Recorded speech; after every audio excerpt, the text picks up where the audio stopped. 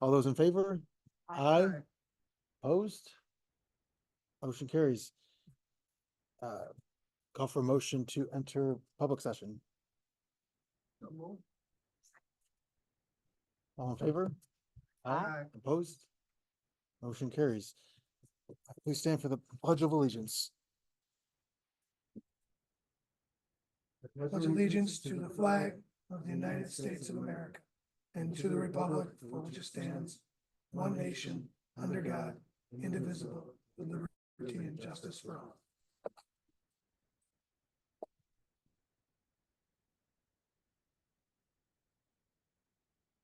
all. First up, we'll have a presentation from our external auditor. Thank you. Good evening. My name is Luke Malecki. I was the partner overseeing your external audit for this year. In front of you, have a couple of documents. One being the draft set of financial statements, which are prepared on behalf of this office. And the other is a brief presentation that will walk us through the financial statements. We did meet with the audit committee earlier this evening and discuss at length the results of the audit. Today's purpose of this presentation is just to give you a brief overview, as there's an agenda item to accept the financial statements. So foremost, we are the external auditor. Perform a set of tests and procedures overseeing the financial statements and the general ledger and all of your trial balance. We do look at internal controls as they relate to the financial statement. We're not as in-depth as your internal auditor, but some things may come to our attention as we perform the audit, which would require us to report as a finding. Pleased to say that there are no findings, no significant deficiencies or material weaknesses for the school district for the year ended June 30th, 2024. Within the financial statements, you'll see a couple of three different opinions in there. The first in sequence is on pages 1, 2, 3, and that is our actual professional opinion on the financial statements, whether or not a user of these financial statements can rely on the numbers within them. And within that opinion, you'll see it reads that we have formed an opinion that they are without material misstatement. In other words, they are an unmodified and clean opinion, which is what you're looking for. The second two opinions relate to the findings that I discussed, that there were none. One is related to government accounting standards. You are required to perform your audit within. We are required to perform your audit within government auditing standards, which would lead us to, if there were any significant deficiencies or material weaknesses, would be communicated at that point. There were no over internal control. There is one significant deficiency in compliance we'll get to related to the fund balance as we get to the slides later on in that. But as the fund balances as proposed are slightly over the real property tax law 1318, and I'll explain that at a later slide, as I said. The last opinion that is ours relates to the federal awards. We do perform a single audit to provide the federal government assurance that you're in compliance with the programs that they set forth. This past year, we tested special education and impact aid had no items within there. A couple other bullets on this first slide. The management letter that will go over some new reporting requirements that we'll be implementing over the next few years with the business office. Auditor communications letter is a formal letter that summarizes the discussion that we had with the audit committee earlier today. And the extra classroom activity provides detail on all the student-run programs within the district on the cash basis. So just shifting over to the financial statements really quickly. Your district is unique in that you have a combined general fund that encompasses both the general fund of the school district, that's the budget that's voted upon, as well as the Tuscarora fund, which oversees the Tuscarora school. So for all intents and purposes of this presentation, we're focused on the general fund alone, which the activity for those, the combining activity for those can be found on pages 60 and 61 of your financial statements, and the activity of the general fund of the school's budgeted general fund is on page 54 and 55 of your financial statements. So if you were looking at page 54 and 55, you'll see that total revenues got to about $81.8 million this past fiscal year. That's about $5.8 million higher than the previous year. There was some new state aid, basic and lottery aid, netted out to be about a $2.1 million increase in your district. There's also an additional interest income of about $845,000 and Native American tuition reimbursement of 820. So interest income obviously is a result of the favorable interest rates at the bank accounts. And the Native American tuition was a change in the state rates. They increased a little bit this past year, so the district benefited from a higher reimbursement rate thereof. When you looked at those compared to budget, all of the budgets did perform at, all the revenues did perform at or above, on a whole, above the total, the total adopted budget. The most favorable areas were in the state aid, Native American tuition, which is in your charges for services, and your interest income. So a very favorable year as far as budget on the revenues go. On the expenditure side of things, expenditures did go, it looks like they went down dramatically, $10.4 million, but 12 million of that was transfers out that occurred last year. Last year, there was a substantial transfer from the general fund to the capital projects fund to support ongoing capital projects. That did not reoccur this year. So if we were to yank at the transfers out of the equation and just compare the total operating expenses of the general fund, in 24 versus 23, we saw the increase to be about 2.4 million, so just under 3%. So certainly when you look at that compared to your revenues increasing at 5.8, your revenues did outpace your expenditures, causing for an increase in fund balance. Instruction the instruction cost of the district did increase a little bit. That was part and parcel because of a reduction in some of the ESSER gear and ARPA money that the district has been receiving in the special aid fund that did drop this past year. So more of that money shifted back into the general fund, as well as regular step and salary increases thereof. Employee benefits and transportation costs increased slightly, both under $500,000, but they did hike up a little bit. On the budgetary side of things for expenditures, you were within the legal spending limit of the district as adopted by the voters. You had about $6.4 million in savings, mostly related to unpredictable items such as health insurance, utility costs, repairs costs that were in the budget, just in case you needed it. And unfortunately, you did not. So you were able to have some savings there. So as I said, there was an increase in fund balance that was about 4.1 million. And on the next slide, you'll see the breakdown of that. The top portion is what we anticipate to be the restricted portion. That includes non-spendable fund balances as well as fund balance reserves that Allison will talk about in one quick second. And then the bottom portion is your unrestricted fund balances, which includes a component for encumbrances, which are carryovers of the current year budget into next year of about 1.4 million, a $2.1 million assignment for the 24-25 fiscal budget, and also an assignment for potential future capital project reserve of 2 million. So I'll let Allison just kind of quickly go over where the proposed reserves are for the district, and that the numbers that she's communicating now are within the financial statements in front of you. We could get that chart up, Dan. So on the left is the reserve, the current reserves that we have. And if you go across, the first column there is the balance as of year end last year. The next column are the expenditures that occurred at the end of this year. The interest column is the interest earned on those reserves.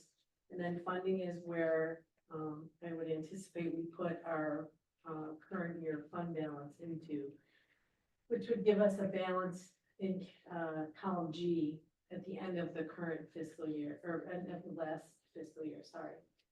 And then column H is what is budgeted for the current fiscal year, leaving a remaining balance if we were to use all of that, where we would be at the end of this current year. So going down, you can see workers' compensation. We spent $500,000 this year. I'm anticipating to fund it another $500,000. The ERS retirement system reserve, we spent $700,000. Looking to fund $800,000. TRS retirement reserve, we spent $500,000. Looking to fund $619,000. Other employee benefits, we expensed $100,000, looking to fund $500,000.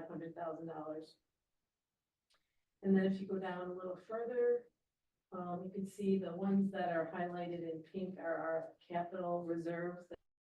Those are the reserves that are voted on and approved by the taxpayers. We currently had expenditures in this year of the 2018 Capital Transportation Reserve in the amount of $899,446.12. That reserve is fully funded, so we cannot put any more money into that reserve. And the Capital Transportation Reserve that was new as of the budget vote last year. I'm anticipating to put 1.5 million of the current year fund balance into that reserve. And there's still about 2.2 million left to fund in that reserve. We have, if you go down a little further, Capital Technology Reserve, we spent $310,342.71 on the 2021 Capital Technology Reserve. Again, that one's full, so there can no longer be any funding put to that. But the 2023 Capital Technology Reserve, which is a newer reserve, looking to fund it at $263,664.11, which is the balance basically of what we have in our fund balance. There's about 2.2 million left to fund that fully. The other thing that's up a little further is anticipating. Yep, there's a 2020, a little more, keep going, 2020, oops, sorry, the other way, 2025, I'm sorry, I missed it. The 2025 Capital Improvements Reserve is one that I'm anticipating to put on the May budget vote, so we can open another capital reserve and fund that up to $10 million. The $2 million that is in the assigned unappropriated fund balance would go to that reserve, so that would fund new capital work for the district. And that appropriated fund balance is the amount that's appropriated to the ensuing year's budget, to this year's budget actually. And then the unappropriated fund balance is currently at 4%, so the balance is just over 3.4 million there. And then the other two at the bottom, the encumbrance reserve, those are reserve monies put aside for encumbrances that are in place for expenditures that haven't yet occurred, but we've got the product and we just didn't have the invoice to pay yet, so we carry those dollars over to pay those invoices. And then the assigned and appropriated is the $2 million that I just talked about. So last year we had an assigned and appropriate amount of 500,000 that we're looking to add as part of that 1.5 million in the Capital Transportation Reserve. That was done in anticipation of the electric bus costs. So we want to make sure we have enough funding in those Capital Transportation Reserves to fund new buses. And the remaining funding was put in those non-capital reserves for the reason that, you know, we anticipate state aid might have issues in the future, and this would allow you as the board to move monies from those if need be. So it's a little more fluid for needs if they were to come out. And that's it. If I could just add one thing on the bus piece, to put in perspective, $1.5 million would get you normally about 10, 11 buses. With the cost of electric buses, you're talking about only 4 buses. I had a meeting with the state this the other day on these electric things, and the same thing's been happening with these plow trucks. And to put one charging station for the big plow trucks, $500,000.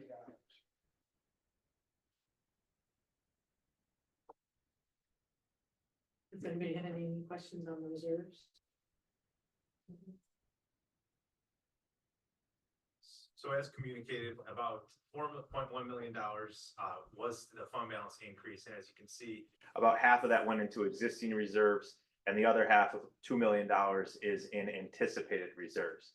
Unfortunately, the state does not look at the assigned fund balance as part of the equation of your real property tax law 1318, which is expressed on page 57 of your financial statements. Will give the equation.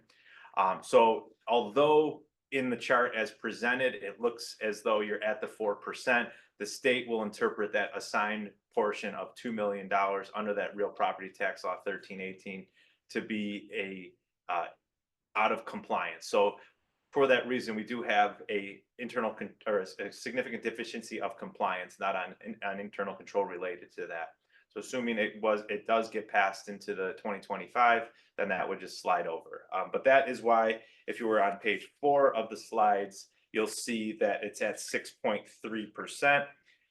But if you went to page 57 of your financial statements, you would see that the 4% cannot exceed $3,482,889, and the difference is exactly that $2 million. So just a point of clarification. And just one other thing, just to say, tag along with that is, it has to sit there because we don't have the budget vote until May. And I don't know that you'd want to have a separate budget vote for that and pay the cost for that. I mean, that's why, in order to save money, we put it on the regular budget vote so that they can approve those at the same time and save money. And I guess I would also add to that,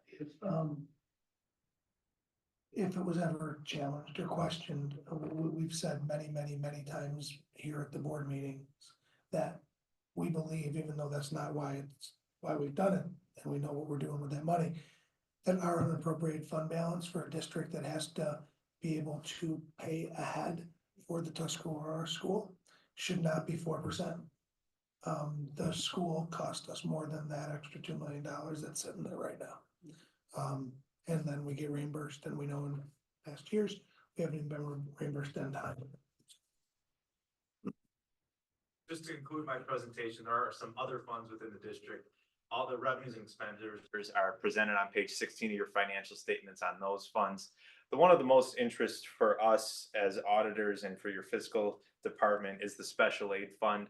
As I indicated earlier, a lot of the special aid fund, close to about 33% of the special aid fund this past year is related to ARPA COVID relief money. Those are programs as indicated by either ARP, ESSER, or GEAR. Last year in 2024, your spending in that fund was $5.2 million. As a matter of comparison, in 2023, that was $6.8 million, so a $1.6 million dip, and that is a direct reduction in kind of weaning off of those ARPA, ESSER, and GEAR money. In 2021 was the first year that we were kind of coming out of COVID, so there was no relief programs available. The ARPA program became available for school districts in 22, and you guys saw a $2.5 million jump up in that special aid fund. It peaked in 23 at 3.4 million, and as I said, this past year, it did dip down by another 1.6 million. That's been considered, obviously, as you guys were going into your 24-25 budget, but those funds have stopped. And any costs that may have been recurring or instruction costs that have shifted to the special aid fund will now be shifting back to the general fund. So just something to keep in mind on. School lunch funds is at $766,000, about 4.5 months of spending. So pretty much right on target with the SED requirements. There was just a publication out recently that said that it is extended to 6 months. It used to be 3 months. So you're right on par with that. And then just some other funds, your host community funds are in your special revenue funds to be used for capital projects or debt reserves. Capital projects fund speaks for itself, about $6.5 million of ongoing spending there. And then finally, the debt service fund had about a $2.1 million increase this year as Greenway funds were requested and drawn down upon to help offset future debt service costs in your annual budgets. That's the formal presentation. If you have any questions, I'd be happy to answer them now. If not, my information as well as the senior manager that was on your job is on that last slide. If anything comes up when you're reviewing the documents, we invite you to reach out. Questions? Thank you very much. Thank you. Thank you. Moving on, privilege on the floor, nobody signed up. Okay, moving to consensus agenda items. Call for a motion to accept agenda items as presented. All in favor? Aye. Opposed? Motion carries. Moving to personnel items. Call for a motion to accept personnel items as presented. I'll make a motion. All in favor? Aye. Aye. Opposed? Motion carries. Standing committees, any report from capital projects? don't have anything new at this time. The Audit committee, I missed the audit committee, but we just received the report unless Craig or Mike have anything to add. yeah, Pretty good. Yeah. yeah, it was largely the same presentation. Yeah. When I involved, we also had our internal auditor, present, some reports that of his internal auditing, and we looked at control cycle audit and purchasing. Went over some of that, so. Is that anything we have to adopt? No, okay. All right, policy committee, anything? We have a meeting in 2 weeks, so we'll have some updates after that.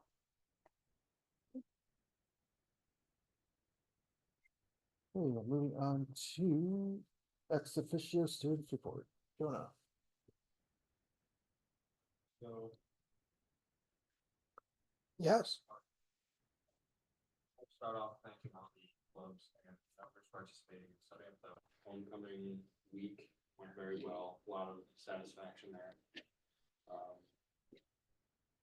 lot more spirit for this time around, so it was very, very exciting. Also the CDAP committee and everything that happened with the cleanup. I believe it was the day of the dance, the 28th. That went very well. It was very, very fun to participate and, get those trees in the ground. Everything of that sort is very interesting. However, there was, I don't know if you know, but there was poison ivy found around that outdoor classroom. I didn't hear. Okay, so I'm not sure if that was Not only did I not hear, I don't have any myself, so, oh, on that upper hill, on the outside Yeah. classroom. Yeah. No, I didn't hear. well, yeah, so we were all just de-weeding the classroom, hoping to get some new mulch in, and Yeah. there were a few patches of poison ivy around there, so I believe it was communicated to the groundskeepers and whoever handles that. I'm not really sure, if I'm honest, but so I believe that should be getting taken care of, but just making that clear that, that was found. And other than that, I believe that's it. Everything's running really smoothly. Every student that I've talked to and people that have come up with me, everybody's been pretty content with things, so. Yeah. Okay, thank you very much. The president's report, I don't have much. Other than I was able to attend the homecoming football game, and it's great to see the student body and community all out, and it was a beautiful night that night, and I think all went pretty well. Other than that, I'll kick it over to the superintendent for his report. Great, thank you. Just in the hiring and staffing, I'll just say we're always looking for bus drivers. If you know anybody interested, point them our way. We're always looking for bus drivers. Our district, last year, connected with North Tonawanda and Niagara Falls on something, we're referring to as like the tri-district student leadership group. And there's 15 representatives from each of the 3 schools with the idea of getting those groups of kids together to understand their respective communities. And it's been a big hit. North Tonawanda and Niagara Falls started that 2 years ago. We jumped on last spring. We had our first event with our students and their respective students last week. It was actually a field trip to the Underground Railroad in Niagara Falls, the Underground Railroad Heritage Center. Students had a great time. I think only one of our students had ever been there before. The person who runs that place was exceptional. I was there at just the very beginning, just hearing how he was interacting with the kids from the start. It's been a really great opportunity for our kids. The next event is going to be a shadowing experience for our kids at North Tonawanda at the end of this month. So that's coming up. And then obviously we're the 3rd, so they'll be cycling back to us, and the kids will be getting together with something that we'll sponsor and put on in our district. it was already mentioned, but the Eco Campus project was another success. We did get some trees in. How the arms feel? The shoulders over there, good? Oh, yeah. Yeah, good, okay. Allison was there that day as well. We ran into a little problem. We were planting some, 7, 8 foot trees on the side of the middle school. And in the exact path of trees that were planted last year. And as we got about, this far down, we started hitting bedrock. Same place that we were planting the trees last year. So, not for lack of effort, we did a lot of digging. We actually got 3 trees in that area, but we were hoping to put many more than that. We're actually bringing in somebody to do it with a backhoe to get into that bedrock for us. But we still did get 3 of them in. Some of us may have been playing with a pickaxe that day. Nobody was injured, but we did get three good size trees in. But the students were fantastic. They were great. We worked with our two of our service organizations that partner with us all the time on that, the Rotary Club and Kiwanis. There's members of both those clubs who have come almost every single time we've done it. This is the 11th time we've done cleanup and plantings. Some of the kids actually worked on fortifying some of the saplings that were put in last spring, so they did that. There was the cleanup up on the upper classroom that's out there. Again, we're getting really excited for, hopefully what may even start next spring is some of the work. Not this coming spring, we'll have another one this spring, but the following spring, where we hope some of the real construction work will start out there. So it'll be 2 springs worth of that work where we'll have a boardwalk, a bridge put in, and some step downs for our students when they go in to take samples for their science classes. Pretty neat, and we're looking forward to it. Jason mentioned the homecoming football game. The turnout was incredible. The fans, our fans, Niagara Falls fans, were awesome. The kids were great. Very, very, very little drama. It was a really good night. The homecoming dance, there were 727 tickets sold. So when you mentioned that school spirit, was up, I want to say that's double what attended last year. And so that's pretty incredible. Awesome. The high school right now is at about 1050. So the idea that 727 kids bought tickets, I heard almost all of them were there and signed up, or that signed up. It's a pretty incredible thing. So good job you mentioned good job to the students and the student government and the senior class advisor. That is big work to put that on. As a matter of fact, when we were there that morning working on the trees, I saw Mrs. Kinkelinski with her truck here about 8:30 a.m. while she was getting ready for that evening. So it was pretty incredible. I think last meeting I gave a huge thank you to our law enforcement and emergency services. I want to thank them again. It sounds pretty repetitive, but it's right. We had, I don't know, about 30 members of our administrative team and law enforcement and EMS all here for a after action meeting following our September 16th lockdown. And they were here, they gave their time, we walked through it, and I want to give special credit to Jonathan Schultz. Jonathan Schultz is the Director of Emergency Services in the county, and he really put it together. He planned everything. So, we walked through the whole morning, and even after the morning. And what's so incredible, right? We put a lot of time into this stuff all the time. But when it really happens, because for 10 or 15 minutes, it was really happening to us, you just see some of the smallest little things that you say, let's do this different. Let's do this better. and both from the law enforcement side, our side, as well as all of that really ran.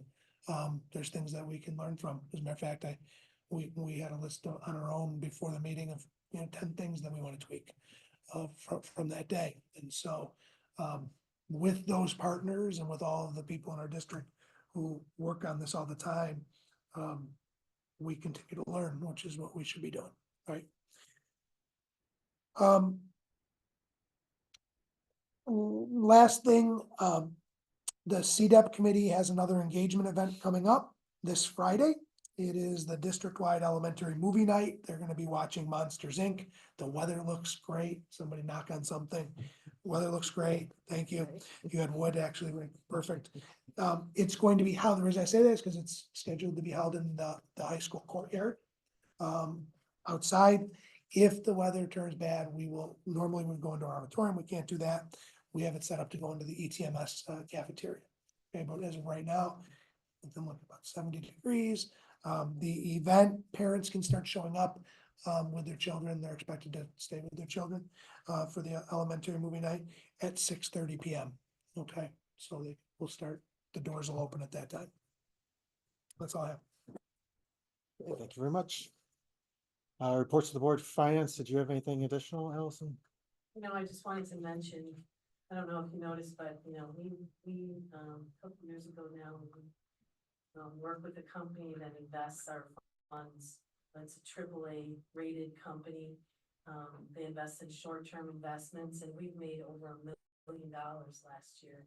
I mean, to go toward these reserves, which is great. That helps, taxpayers, it helps everybody, but it's just over $1 million to continue funding reserves.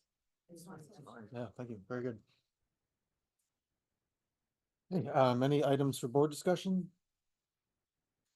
Any old business? New business? Just one thing, just to call for a motion to accept our auditor's report and also our reserve balances as presented. Can I get a, can we move that? Move it. Second. All in favor? Aye. Opposed? Motion carries. Public comments, anybody?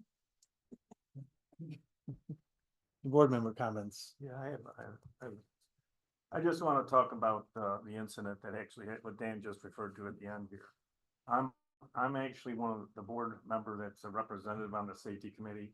I actually have a firsthand, I have grandkids that go to this district.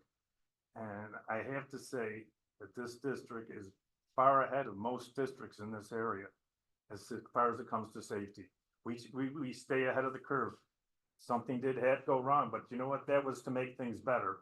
And quite honestly, what happened that day actually showed that the people that had to do what they had to do, the law enforcement that came in, and they didn't know that went into harm's way as they were thinking.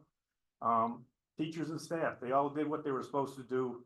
And quite honestly, it actually makes me feel much better being a parent, a grandparent, knowing that we are doing what we need to do here at Plum Village. There was comments made that we're looking for accolades. That is far from the truth.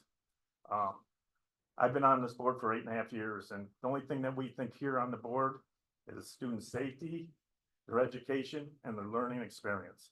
So I just want to put that out there that I feel comfortable with what we're doing. I'm on the board, I'm on the committee, and I see what's actually happening. And from when I started until now, what we've done here is far, far more than what most schools have done. So I just want to put that out there because I know comments were made, and I just want to make people feel comfortable that we are doing what we need to do. Thanks, Bob. Anybody else? Comments? Okay. With that, I'll call for a motion to adjourn. All in favor? Aye. Opposed? Motion carries. We're adjourned. Thank you.